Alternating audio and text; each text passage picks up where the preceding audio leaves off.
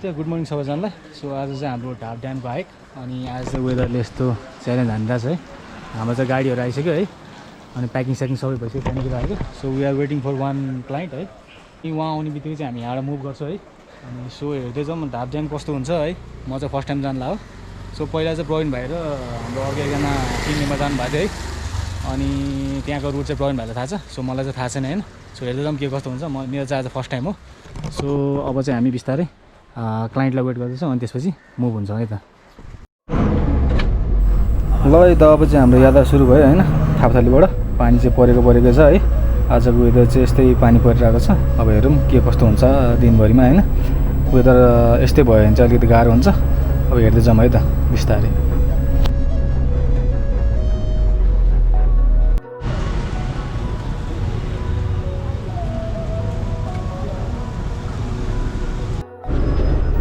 Finally we have entered national park है।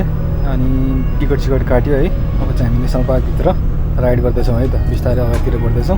हेर्दै जाउँ अझै पनि पानी पर्दैछ। अब हेर्दै जाउँ अहिले पछि एकछिनमा चाहिँ के कस्तो हुन्छ होइन। बिस्तारै अगाडि बढ्दैछौँ है त।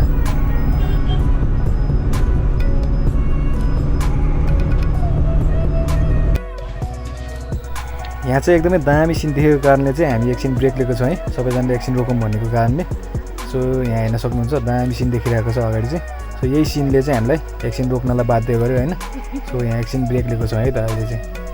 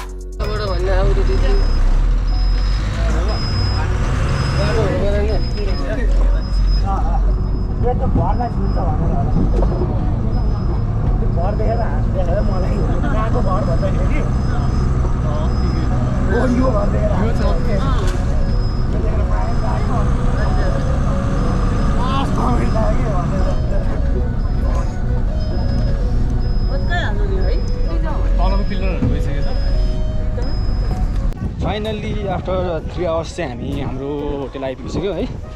बसमा आउँदाखेरि बाटो अलिकति अफ रोड रहेछ त्यही भएर अलिकति ढिलो भयो भनौँ न। सो हाम्रो होटेल चाहिँ त्यो हरि हो, होटेल ट्रेकर्स प्याराडाइज भन्ने। अनि हामी यहाँ लन्च गर्छौँ होइन। लन्च गर्छौँ अनि एकछिन रेस्ट गर्छौँ होइन। त्यसपछि हाम्रो हाइक ढाप ड्यामतिर हुन्छ है त। अनि त्यहाँ जानलाई चाहिँ हाम्रो अराउन्ड 3 आवर्स जति लाग्छ होला। सो अब लन्च गर्छौँ अनि एकछिन रेस्ट गरेर हामी अगाडितिर बस्छौँ है त।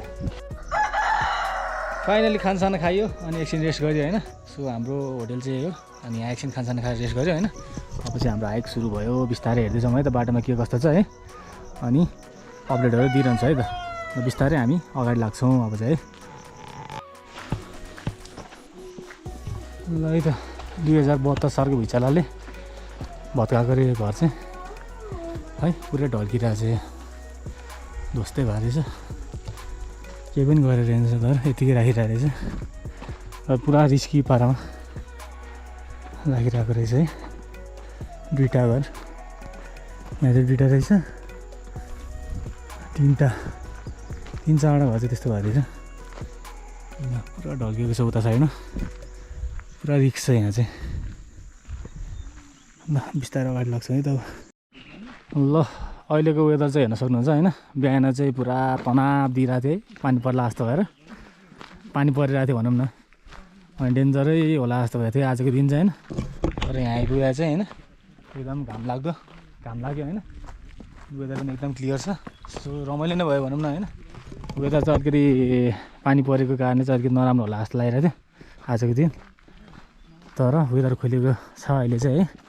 अनि बिस्तारै हामी मुभ गर्दैछौँ ढाप ड्यामतिर। अनि अगाडि गएर हेर्छौँ है त। वेदर चाहिँ मजाको भएको चाहिँ आज। ल त हाम्रो Batuwa gang. Hello Batuwa gang. Hello hello hello. Batuwa ट्रिपलाई के भन्नु छ तपाईँहरूलाई? धन्यवाद। कस्तो लागिरहेको छ बटुवा ट्रिपमा आएर? एकदमै रमाइलो लागिरहेछ। ट्रिप सकिनु भन्दा अगाडि पनि धन्यवाद। बिस्तारै हामी अगाडि मुभ हुँदैछ है त।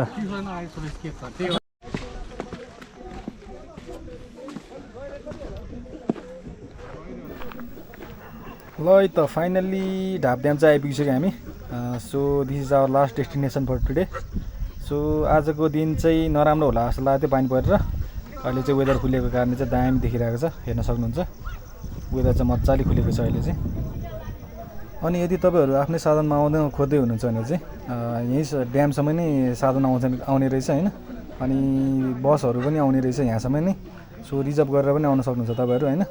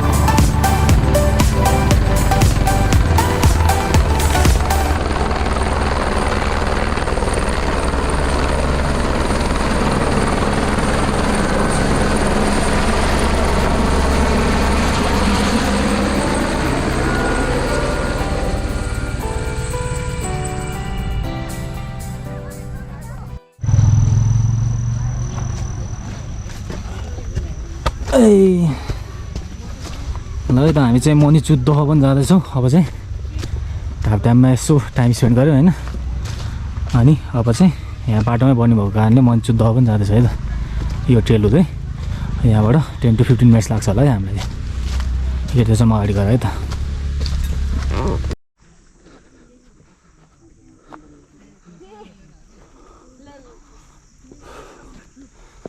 आइपुग्न लाग्यो है त हामी चाहिँ फाइनली मणिचुद दह पनि यहाँसम्म पहिला पनि आइसकेको थिएँ एकचोटि बाइक राइडमा सो अहिले चाहिँ हाइक गर्दै भनौँ न अब यहाँबाट अलिकति मात्र भित्र छ हेर्दैछौँ है त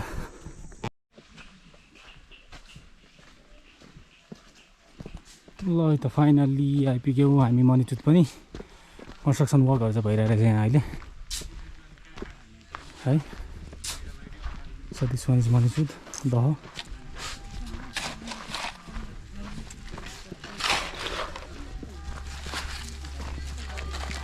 Hey ho, Manichud.